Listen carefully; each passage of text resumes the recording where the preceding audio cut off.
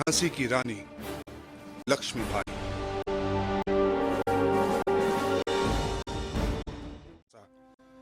उन्होंने 2 वर्ष बाद एक सजातीय बालक दामोदर राव को गोद ले लिया, पर अंग्रेजों ने उसे उत्तराधिकारी मानने से इनकार कर दिया। मेजर साहब, हमारी रानी में ऐसे गुण हैं कि संसार के बड़े बड़े मर्द उनके पैरों की धूल अपने माथे पर चढ़ाएंगे। रानी बहुत अच्छी व्यवस्था करेगी। आप लोग दामोदर राव की नाबालगी के कारण परेशान नहीं हो सकेंगे। हम आपकी भावनाओं की कदर करते हैं, पर आपको कानून की याद दिलाना भी अपना फर्ज समझते हैं। मैं कुछ समझा नहीं। आपको तो पहले ही बताया गया था कि कंपनी सरकार के कानून के मुताबिक दत्तक पुत्र को राज्य का वारिस नहीं माना जा सकता। केवल आपका अपना पुत्र ही राजा का उत्तराधिकारी हो सकता है। आई एम सॉरी, आपका अपना पुत्र तो रहा नहीं और दत्तक पुत्र को कानून उत्तराधिकारी नहीं मानता, इसलिए राज्य की विरासत उसे नहीं मिल सकती। ये कानून गलत है, मैं इसे नहीं मानती। मैं अपनी झांसी किसी कीमत पर नहीं दूंगी। 21 नवंबर 1853 को बीमार राजा परलोकवासी हो गए। महल में हाहाकार मच गया। झांसी की गद्दी हथियाने के षड्यंत्र में कुछ लोग और भी लगे हुए थे। वो थे अली बहादुर। अली बहादुर कंपनी अफसर एलिस से मिल गया। मार्च 1854 का दुर्भाग्य भरा वो दिन था जब डलहौजी का आदेश झांसी पहुंचा।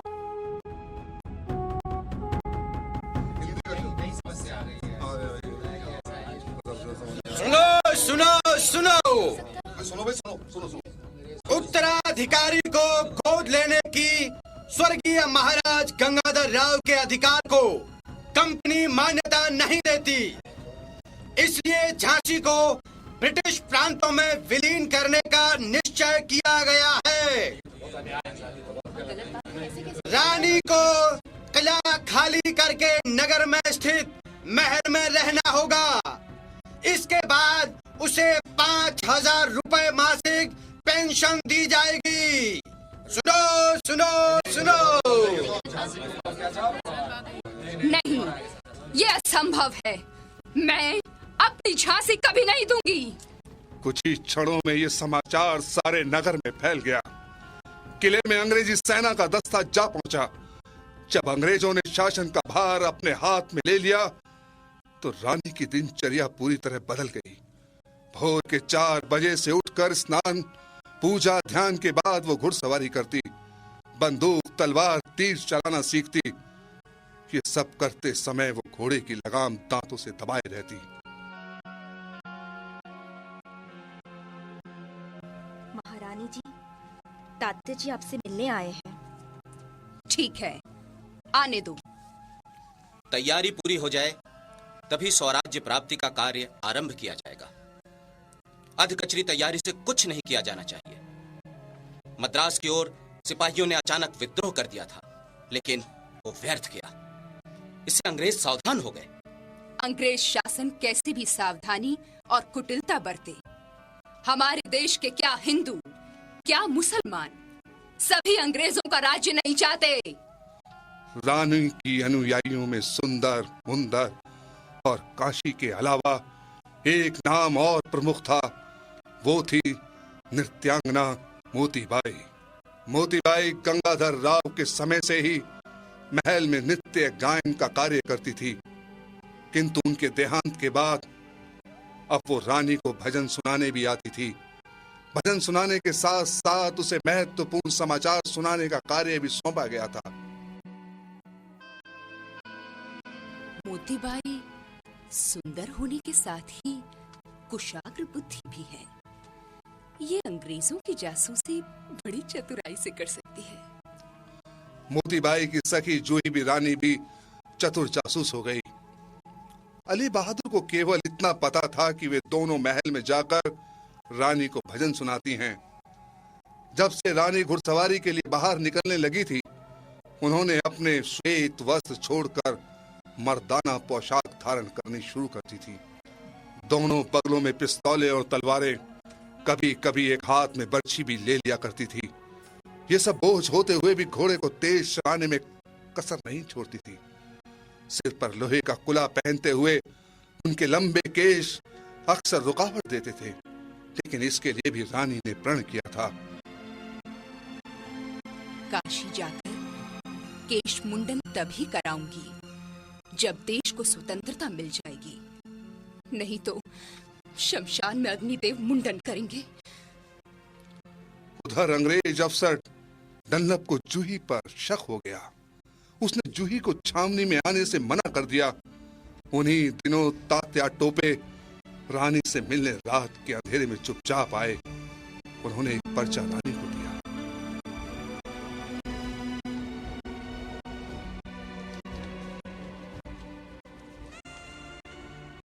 अब अधिक अति उठाना असंभव है।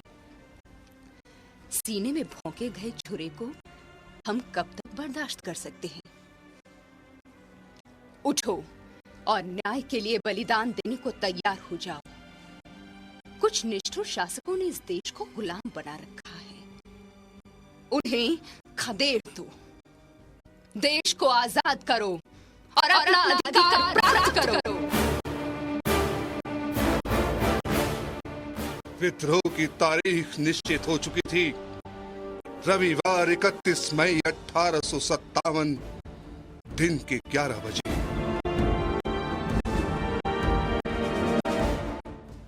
गर्मी आ गई थी। सरोवरों में कमल खिल उठे थे। फसल भी कटकर किसानों के घरों में आने लगी थी।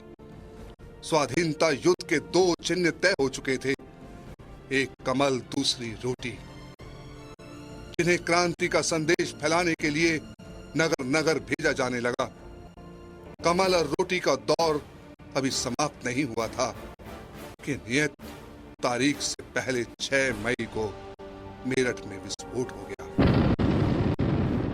मंगल पांडे नामक सेनानी ने अंग्रेजों के विरुद्ध बिगुल बजा दिया और मई के महीने में लगभग सारे उत्तर भारत में क्रांति की आग भड़क उठी।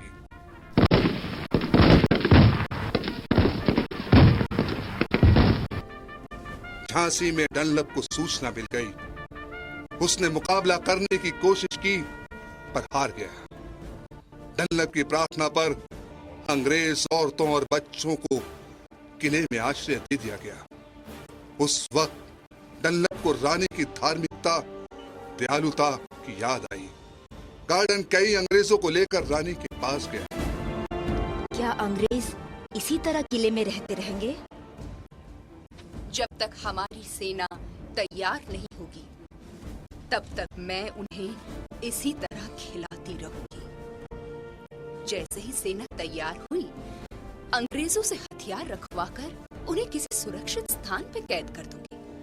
उधर युद्ध ने जोर पकड़ा और गार्डन मारा गया। रिसालदार काले खां ने किले के उत्तर पश्चिम कोने पर धावा बोलकर किले में घुसने की जगह बनाई। जब अंग्रेजों ने देखा कि बचने की कोई उम्मीद नहीं है, तब उन्होंने आत्मसमर्पण कर दिया।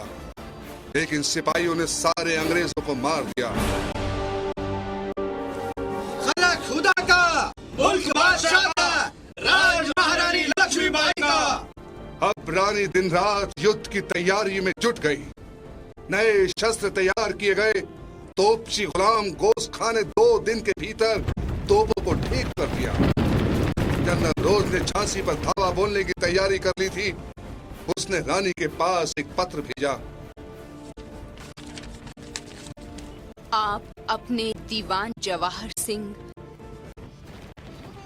दीवान रघुनाथ सिंह, कुंवर खुदा बख्श और मोतीबाई के साथ निशस्त्र चली आए, अन्यथा कठोर और भयंकर परिणाम के लिए तैयार रहे। अली बहादुर के वफादार नौकर पीर अली ने अली बहादुर के भागने के बाद रानी की वफादारी का ढोंग इतनी अच्छी तरह रचा था कि सब उस पर विश्वास करने लगे थे। इसलिए जब रानी ने जनरल रोज के दूत को अपना उत्तर सौंपा तो पीर अली ने भी दूत के साथ जाने की आज्ञा मांगी। सरकार की आज्ञा हो तो मैं अंग्रेज छावनी का भेद ले आऊं कि कितनी और कैसी सेना है, कितनी तोपें हैं और वो लोग किस ढंग से झांसी पर आक्रमण करेंगे। सरल हृदय रानी ने पीर अली पर विश्वास कर उसे जाने दिया। जनरल रोज से मिलने पर पीर अली ने झांसी के सारे गुप्त राज रोज को बता दिए। पीर अली किस तरह अंग्रेजी सेना की सहायता करेगा ये भी तय हो गया। तो रानी क्रांतिकारियों से मिलकर स्वराज्य की तैयारी कर रही है। झांसी को तो चलना ही होगा। मंगलवार 25 मार्च के दिन रोज ने युद्ध की आज्ञा दी और गोलाबारी शुरू हो गई।